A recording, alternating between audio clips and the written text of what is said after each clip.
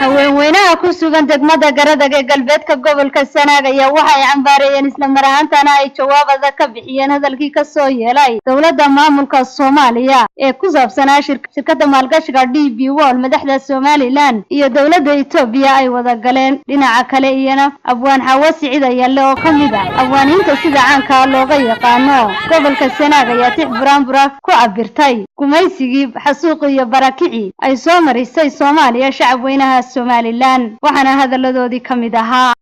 waxaan leeyahay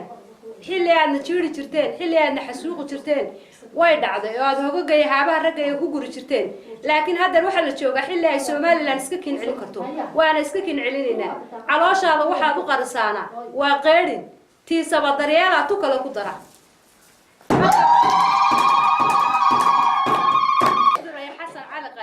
ra'iisul wasaaraha Soomaaliya buraanburkaas oo aan doonayo inuu taariikhda u galo aanu ka hadhin intuu nool yahay buraanburkaasi ra'iisul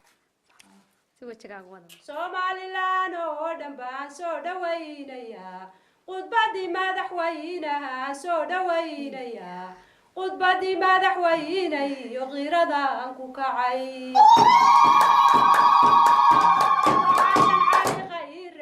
soo dhaweynaya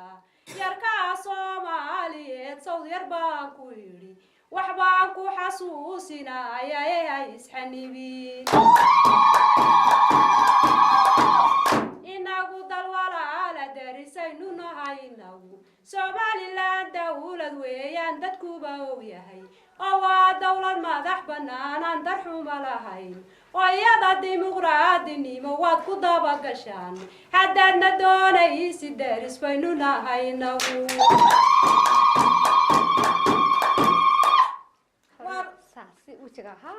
war waad riyootay anaga caalamkaana raba war waad riyootay anaga caalamkaana raba oo anagu ictiraafka cirifkaan u saaranahay oo shuruudii buuxino caalamka ka shiray shakina kuma jiro inuu shamareer ku dilay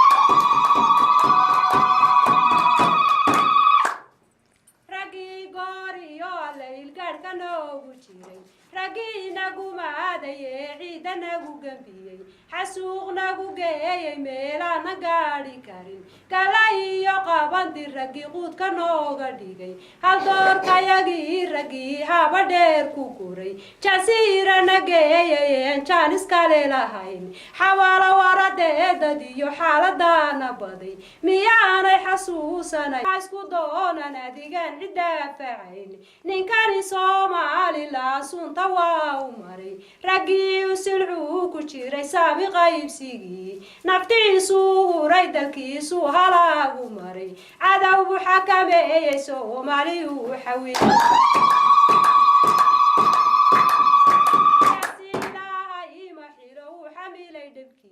naftiisu xabadu dhiibu xornimo ku helay xaydaankii hadhay ragii xoojiyu ahaa xaq buu yeeshay فرحة عبد النور تلفزيون كعالمي هون كيبل TV degmada garadag